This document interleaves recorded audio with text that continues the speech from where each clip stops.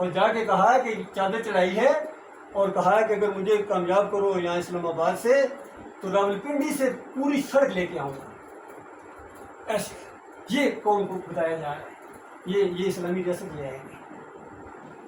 لہذا آج امور فرقوں میں بڑھی ہوئی ہے. کوئی بریلوی ہے, کوئی دیوبندی ہے, کوئی اہل حدیث, بے شمار آپ جانتے ہیں. لہذا میں آج صرف 2 گروہوں کا ذکر کروں گا آپ کے سامنے, اور 2 سب سے بڑے منظم گروہ ہیں. منظم جماعت جسے کہتے ہیں, کوئی جماعت ان کا مقابلہ نہیں کر سکتی ہے منظم ہونے کی وجہ سے. تو آپ کے سامنے یہ بات آ جائے گی تاکہ آپ کو پتہ چلے کہ بات بگڑی کہاں سے ہے. اور شرک کے اوپر ہمیشہ آپ نے نگاہ رکھنی ہے. اگر شرک آپ کے اندر آ گیا اور آپ پورے پاکستان کیا پوری دنیا کو اگر آپ نے فلائی ریاست بنا دی تو بتاؤ آپ کا کیا فائدہ ہوگا اس میں. پوری دنیا عیش کرے گی, بالکل قانون صحیح ہو گئے, ظلم و زیادتیاں ختم ہو گئی, لیکن آپ اگر ایک شرک کی وجہ سے مر گئے تو بتائیے کیا ہوگا. میں اس پر آپ کو زور دے رہا ہوں کیونکہ یہ آپ پہلے سے جانتے ہیں کہ اگر ایک شرک بھی رہ گیا کسی کے اندر وہ جنت نہیں جا سکتا ہے. اور یہ میری بات نہیں, فرمایا نبی علیہ السلام نے ممار یشرک باللہ شیئن دخل النار, جس نے شیئن بھی شرک کیا وہ نار کے اندر چلا گیا. تو پہلی منظم جماعت جو ہمارے اندر پائی جاتی ہے وہ بلکہ اس نام سے وہ مشہور ہو گئے ہیں, تبلیغی جماعت.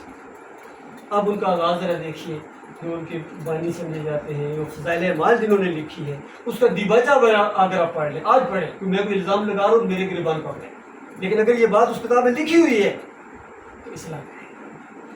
یہ اصلاح کا وقت ہے, جب تک ہم زندہ ہیں یہ اصلاح کا وقت ہے, کیونکہ جس کی موت آ گئی وہ اصلاح نہیں کر سکتا, پھر وہ واپس نہیں آ سکتا ہے. تو اس کے دیباچے میں یہ چیز لکھی ہوئی ہے. وہ لکھتے ہیں کہ دیکھو میرے معالج نے, میرے حکیم نے مجھے مشورہ دیا تھا کہ آپ کوئی دماغی کام نہ کریں. کوئی پرابلم ہوتی ہے جس طرح ڈاکٹر مشورہ دیتے ہیں, ہر فیلڈ کے ڈاکٹر ہوتے ہیں, انہوں نے مشورہ دیا کہ آپ دماغی کام نہ کیجیے. تو پھر کہتے ہیں کہ میں نے سوچا کہ اب یہ بات کر میں کیا کروں.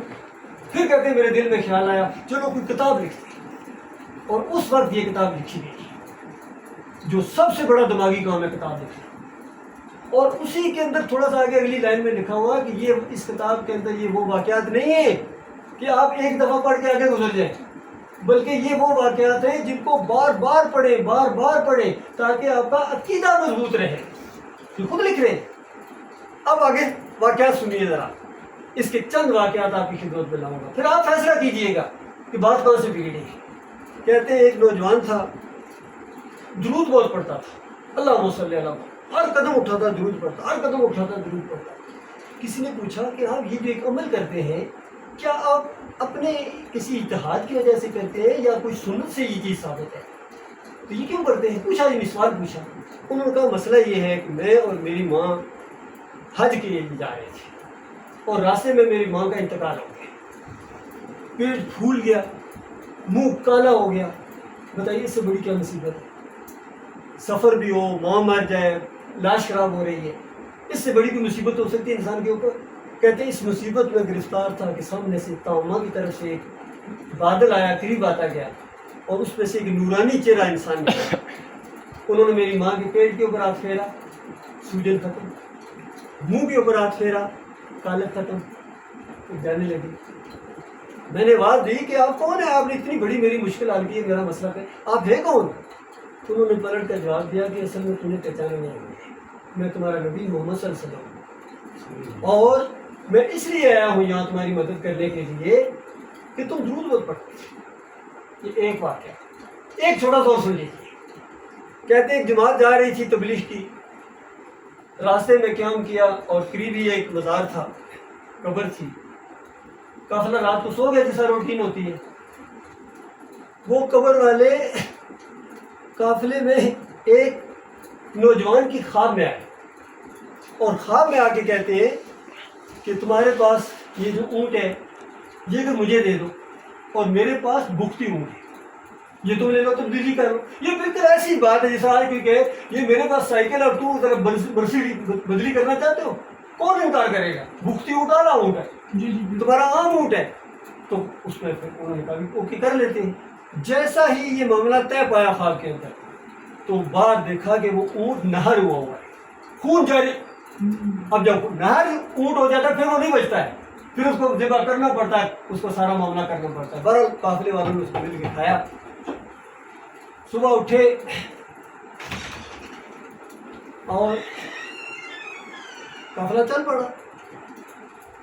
تھوڑی دیر گزری، ایک سامنے ایک نوجوان بختی اونٹ کے اوپر دوڑے چلے آ رہے اور پکار کر اس قافلے میں اس نوجوان کا نام لے رہے، یہ کون ہے، یہ کون ہے، یہ کون ہے؟ جن کا نام لے رہے تھے ان کا بھائی میں ہوں۔ پھر انہوں نے پوچھا کہ آپ نے کوئی اونٹ کسی سے تبدیل کیا ہے؟ انہوں نے کہا کہ خواب کا معاملہ ہے، خواب یہ معاملہ ہے۔ انہوں نے کہا کہ وہ میرے والد محترم تھے جو آپ کی خواب میں آئے تھے، پھر بعد میں میرے پاس خواب میں آئے اور مجھے خواب میں آ کے انہوں نے یہ کہا ہے کہ تو میرا بیٹا ہے اور میں وراثت میں یہ بختی اونٹ چھوڑ کے مرا ہوں، نہ دینا چاہے تو کوئی زور بھی نہیں کیونکہ تیرے حصے میں چلا گیا، لیکن اگر تو فرما بردار بیٹا ہے تو یہ اونٹ فلاں قافلے میں فلاں بندہ تمہارا نام لے دے تو وہاں جا کے اس کو دے دے۔ تو اس وجہ سے یہ میں اونٹ لے کے آیا ہوں اور یہ اونٹ اب تمہارا ہے اور میں جا رہا ہوں۔ آپ غور کیجیے گا، ایک ایک بات کے اوپر غور کیجیے۔ کہتے ہیں اللہ سے ہونے کا یقین اور مخلوق سے نہ ہونے کا یقین، تو یہاں مخلوق کیا کچھ کر رہی ہے۔ اور اس کے بعد زکریا صاحب خود لکھتے اس واقعے کے بعد کہ ہو سکتا ہے کسی کے دل میں یہ خیال آ جائے، یہ قابل غور نکتہ ہے۔ کہتے ہیں ہو سکتا ہے کسی کے ذہن میں یہ خیال آ جائے کہ مرنے کے بعد حضرت نے اونٹ کیسے ذبح کر دیا، مرے ہوئے انسان نے اونٹ کیسے ذبح کر دیا۔ کہتے کسی کے منہ پہ ان کو بھی پتا تھا کہ اکثریت کے ذہن میں یہ خیال نہیں آئے گا کیونکہ اکثریت تو سوچتی ہی نہیں ہے معاملہ، لیکن اگر بالفرض کوئی ایک دو ہے جس کے ذہن میں یہ بات آ جائے کہ مرنے کے بعد حضرت نے اونٹ کیسا ذبح کر دیا، تو کہتے ہیں عالم ارواح میں ایسے واقعات ممکن ہیں۔ عالم ارواح بھائی یہ تو تب بات کہی جاتی ہے کہ خواب کے اندر اونٹ کھایا، تب یہ بات چلو کچھ میل بھی کرتی، یہاں تو زندہ اونٹ کھا گئے پورے کا پورا، اور آپ کہتے ہیں عالم ارواح میں ایسے واقعات ممکن ہیں۔ اللہ جانتا ہے، یہ دو واقعات میں آپ کے سامنے لا رہا ہوں، اور انصاف کیجیے۔ اگر ان قصوں کو پڑھنے کے بعد اگر آپ کا ذہن کسی کا بن جائے کہ یہ قبر والا سنتا ہے، دیکھتا ہے، پہچانتا ہے، تو عوام کیوں نہیں جائے گی؟ کیسے نہیں جائے گی بتائیے؟ اور شرک کیا ہے؟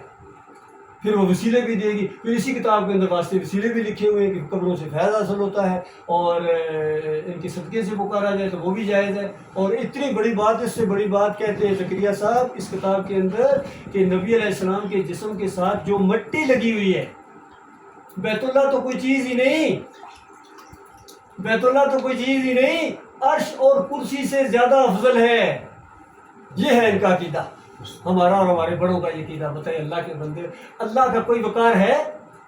اس سے زیادہ کسی نے اللہ کے ساتھ چھیڑ کی ہے کبھی؟ کہ وہ مٹی اللہ کو زیادہ محبوب ہے، اللہ کو زیادہ محبوب ہے کس سے؟ بیت اللہ سے، عرش سے، کرسی سے، اس سے زیادہ کوئی کفر ہو سکتا ہے؟ بتائیے۔ کفر ہے، بالکفر ہے، بہت بڑا کفر ہے، بہت بڑا کفر ہے، یقین کیجیے۔ یہ جتنی باتیں آپ نے کی ہیں نا بالکل ثابت ہے، فضائل اعمال میں ثابت ہے۔ اور زکریا صاحب کو آپ نے خبتی سمجھا ہے قسم کا، دیکھیے شرک ہے، یہ شرک ہے، بالکل شرک ہے۔ یہ باتیں ہم سننے نہیں آگے آگے سنیے، اب جماعت نہیں سننا چاہتے، آپ کیا ایک بات نہیں آپ سننا جماعت چاہتے، اسلامی کا سنیے، اب سنیے، اب ان کی باری ہے۔ ایک بات آپ کی نہیں جماعت سننا اسلامی صاحب، جماعت اسلامی کی جو بانی ہے، نہیں پہلے درس ہوتا ہے، پہلے درس ہوتا ہے، درس کے لیے میں آیا ہوں، آپ سنیں یہ بات، میں شرک کی نشاندہی کرنے ہیں، میں یہاں چائے پکوڑے نہیں کرنے ہیں۔ تو جانتا ہے زکریا سے زیادہ، زکریا صاحب نے شرک کیا ہے، زکریا صاحب نے شرک کیا ہے، زکریا سے زیادہ جانتا ہے۔